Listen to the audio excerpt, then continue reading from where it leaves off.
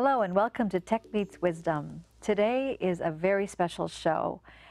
In this world today, there are many kinds of yoga and meditation and different practices, but we're going to be talking to a group of people that are following a particular lineage that is called a Sahaja Yoga. Stay tuned for more.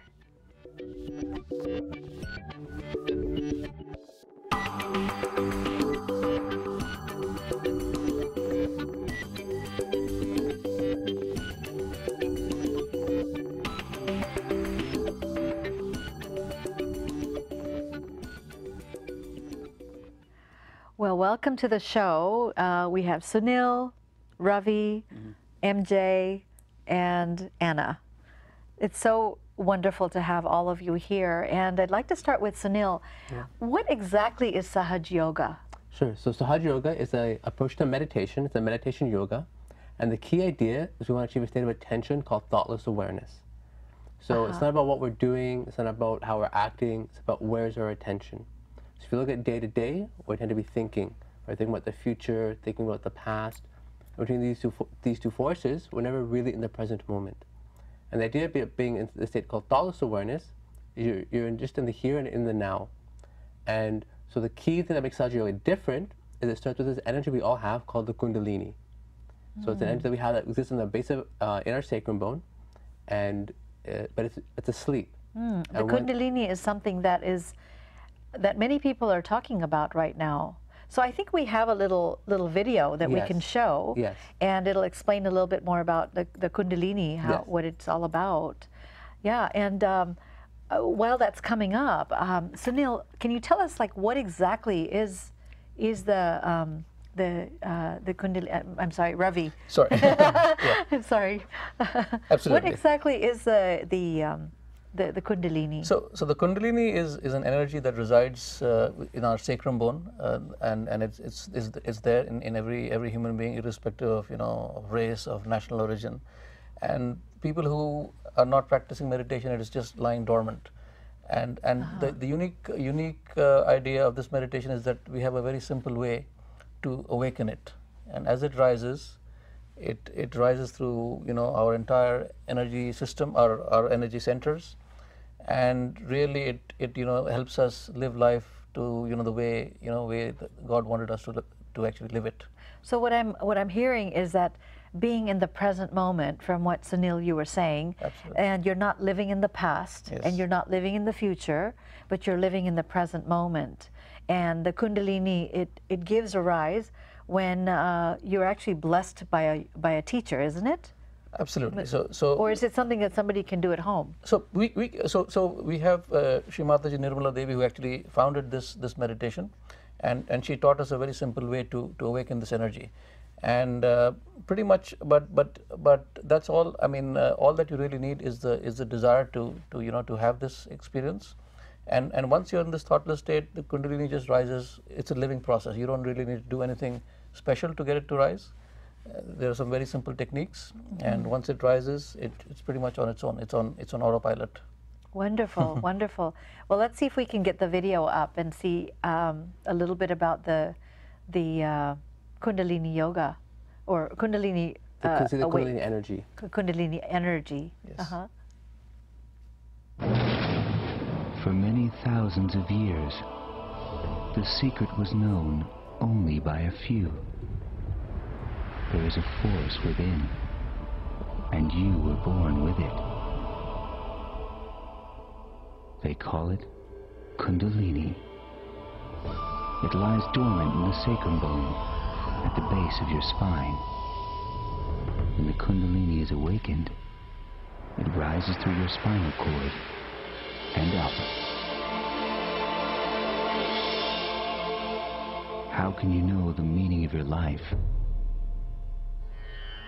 if you're not connected to the power that created you?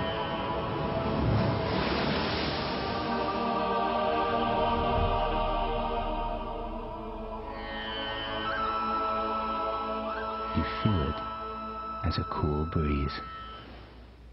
Wow, that's so powerful. That's beautiful. I almost want to go and meditate now. Absolutely. So can you tell us a little bit more about the teacher? Sure. So Nirmala Devi, our teacher, we call her Shamaji out of respect. Nirmala Devi? Yeah. Nirmala you know, Devi. That's my mom's name. You know, there's no such thing as coincidences, as they say. Yeah, there are no coincidences. I used to tell my mom whenever I'd see her picture that my mom can aspire to be like her, and my mom would just laugh. So it's really wonderful I'm doing this with you. Yeah. Yes, it was interesting because she's an Indian lady from India, born to a Christian family. Her family is quite active in the India's independence movement, and as she became older, you know, she studied Western medicine, studied a lot of ancient cultures around the world.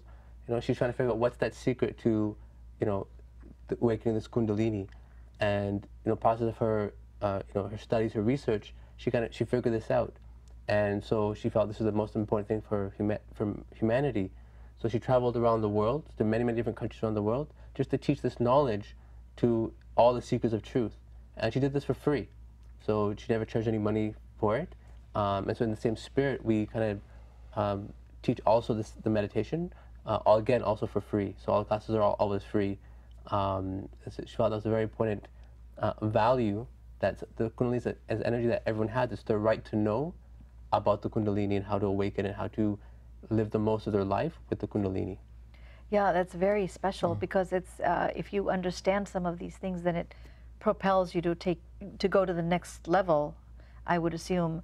And what's interesting is that all of you are professionals, you know, working professionals in the tech corporate world, and then you have time to do this. So it's all about like how you're giving back to the community, because that's such a big part of your living in the world, isn't it? Yeah, absolutely. Yeah.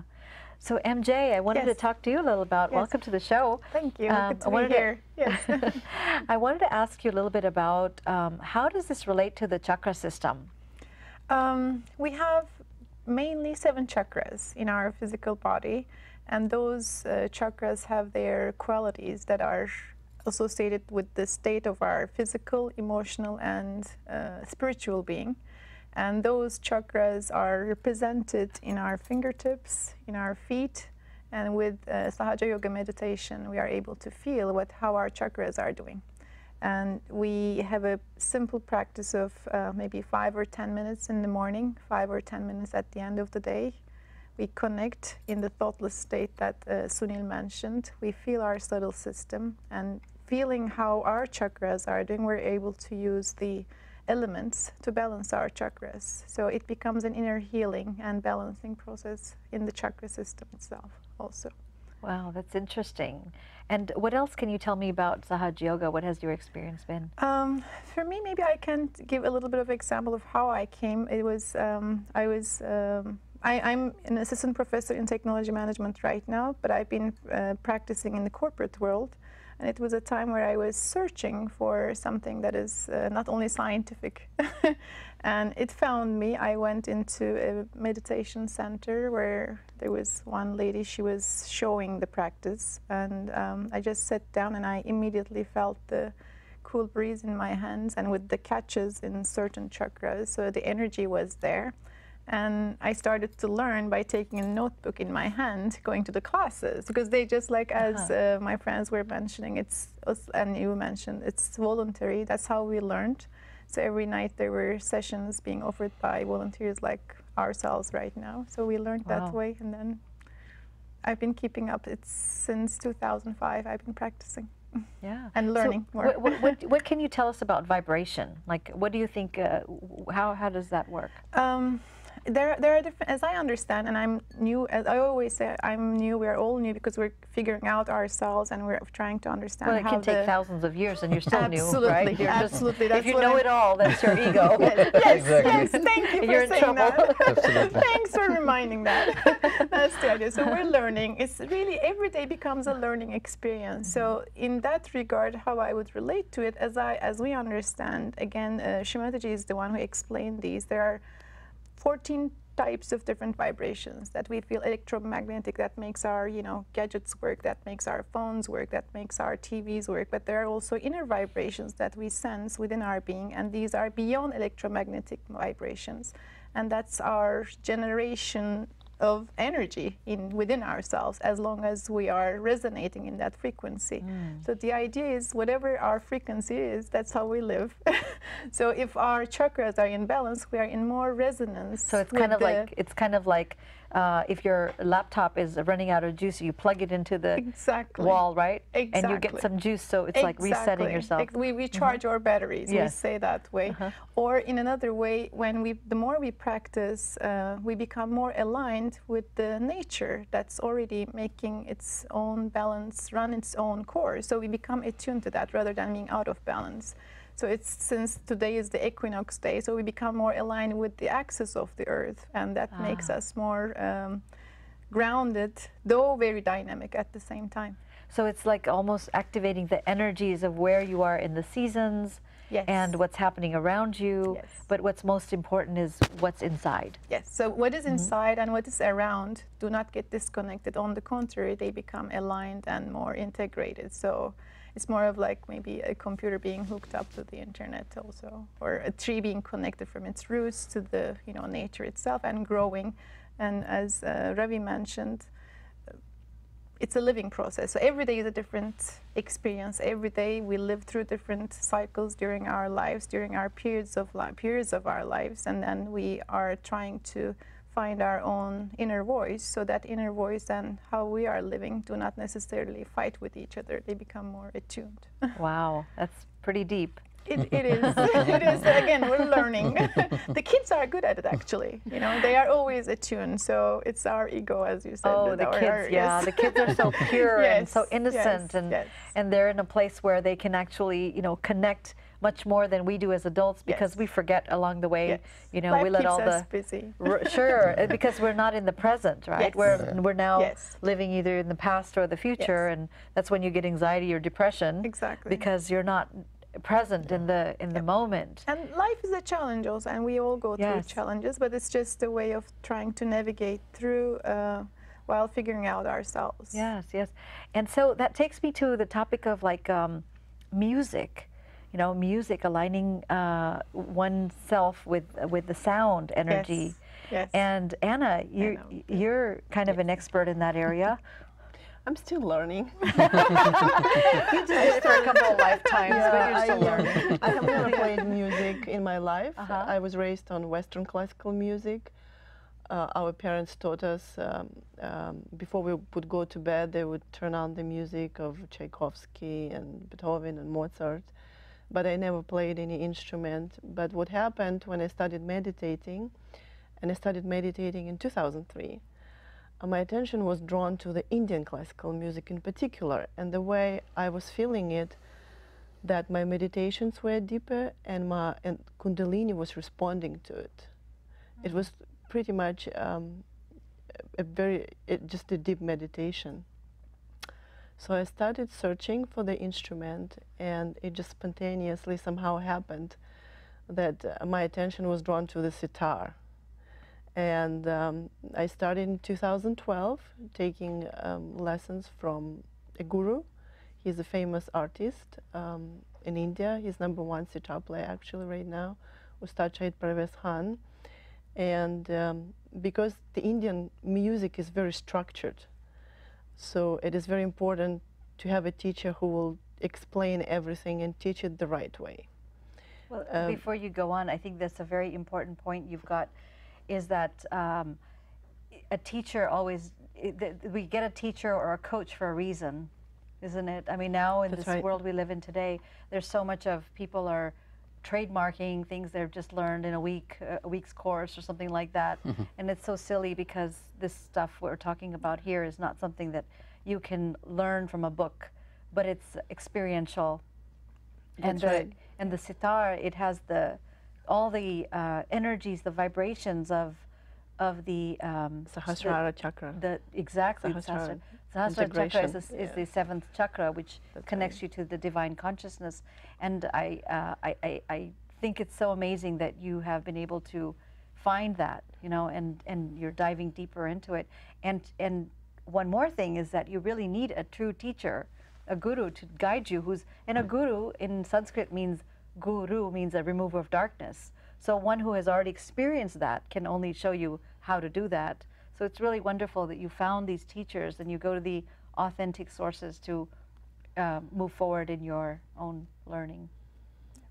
Yes, it's actually a very interesting experience combined with the meditation. As you mentioned, that sitar represents Sahasrara. In fact, in Indian classical music, each instrument represents certain energy center. For instance, Shanai represents the first energy center, Muladhara. Veena represents the second energy center. Tablas represent the heart. Flute, the Vishuddhi. And Sahasrara is, of course, sitar. And yes, and what else? Sarod, we have Sarod for the Sarod for the Agya. There are various also different instruments.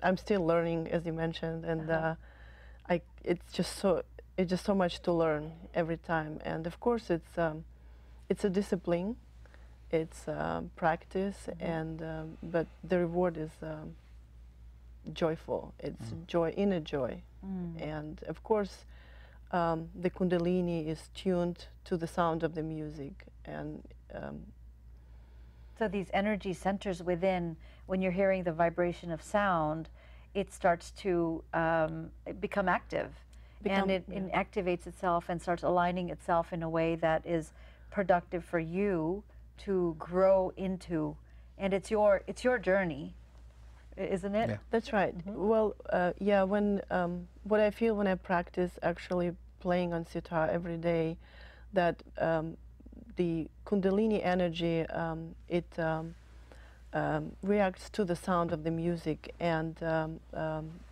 it simply by going deeper. When I actually play the sitar, I become thoughtless, and what it does, it actually nourishes the energy centers. And I could feel the cool breeze coming from the top of my head. And I feel very light, though my practice usually takes place in the evening, and usually we are all tired coming after work, but after practice I feel very light and energized. Well, that's wonderful. I mean, you know, aligning all these energies with the chakra system and the musical instruments. What else is there? There's the awakening of the Kundalini. So that's the key. That's the first step to the meditation. So so you know, as Ravindra was saying, it's about your desire. You know, so what's the key to awakening the Kundalini? People talk about it. There's a lot of different ideas, but what's the key? The key is just to take a moment to express your pure desire to the Kundalini, to experience the best that life has to offer, to experience express that desire to be one with your spirit, to know who you are.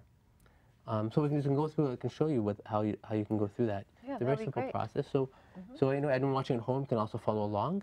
It also works. It's not based on where you are. It's based just on your own heartfelt desire. And so we're going to do a meditation right now. Right now. So we're going to sit comfortably, sit up, nice and comfortably upright. You put your palms open in your lap, and just put your right hand on your heart, and just in your attention. Just express your desire. So right hand on the left side. I have my mic here, so I better. So here we just take a moment to express the desire inside. And just say Kundalini with confidence. Kundalini, yes, I am the pure spirit. Kundalini, yes, I am the pure spirit.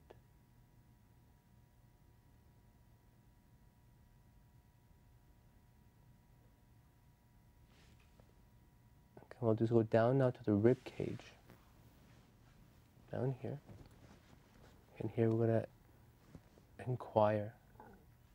Kundalini, am I my own teacher? Kundalini, am I my own teacher?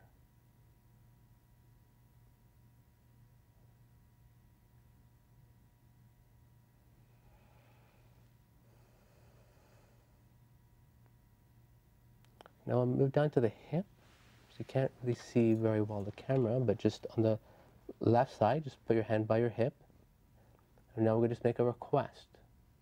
So Kundalini, please give me the true knowledge. Kundalini, please give me the true knowledge.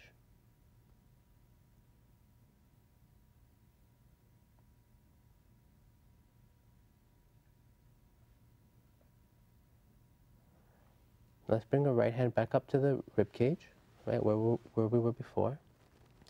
So the first time we were here, we'd made an inquiry. Since that moment, we've also requested the true knowledge. And so because we've requested it, we've received that true knowledge. So now we know the answer to the question we had asked the first time. So we will affirm that answer now with confidence. Kundalini, yes, I am my own teacher. Kundalini, yes, I am my own teacher.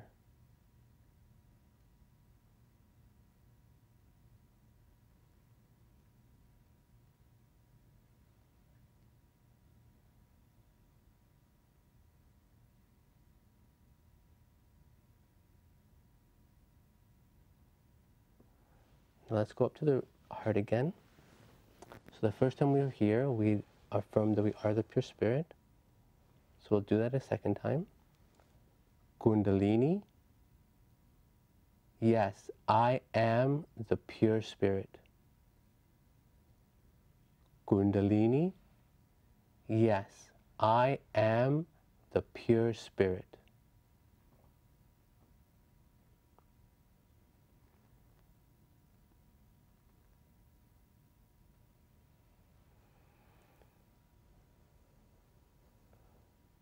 Now we're going to go further. So let's take our right hand, tuck it into the left side of our neck.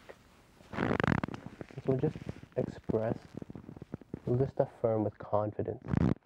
Kundalini, I am not guilty of anything.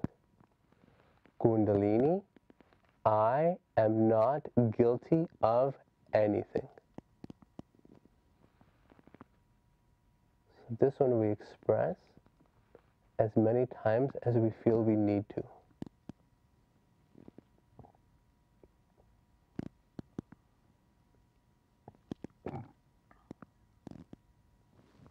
We'll go across our forehead, and here we just let go of all of our heartfelt bad feelings. Kundalini, I forgive everyone, also myself. Kundalini, I forgive everyone, also myself.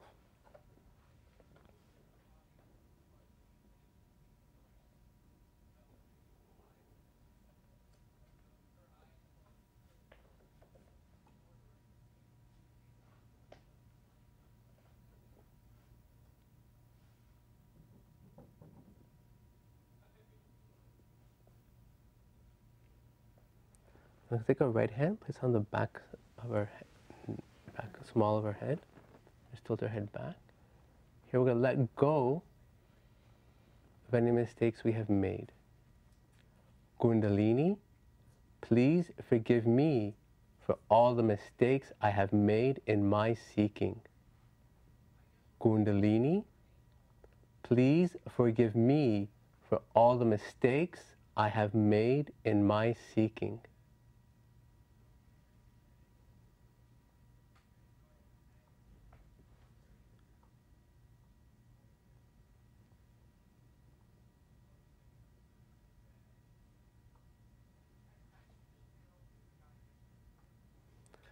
Now we're going to take our palm, it's the last step. So take this palm, place it here on our fontanelle bone, and we're going to rotate.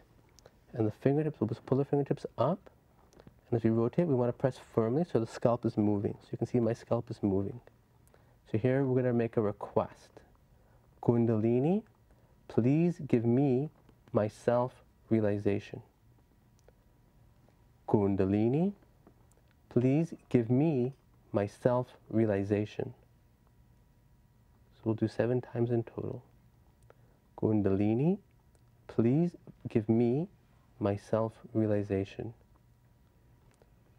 Kundalini, please give me my self-realization. From the heart, so without the counting, just from the heart. Kundalini, please give me my self-realization.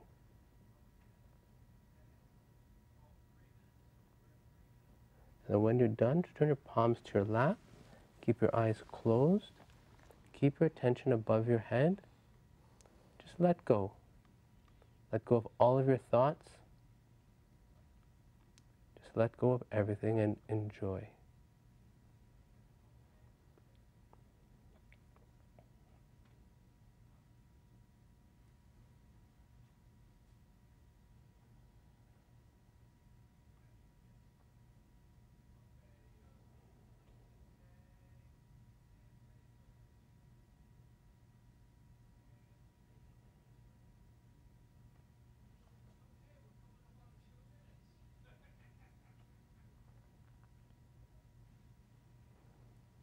You can check, Geeta, with your hand above your head, a little bit higher, with right hand, how the air feels on top of your head.